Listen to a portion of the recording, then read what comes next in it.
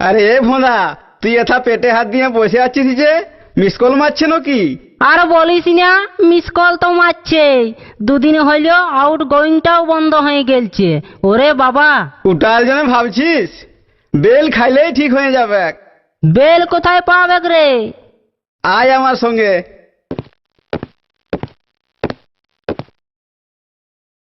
এসো জনি, তোদের গাছের দুটা বেল দিবি? আমি দিতে নাই পারব, ওই দেখ ঝুলে আছে, তুলে এলে আর খাইয়ে এলে।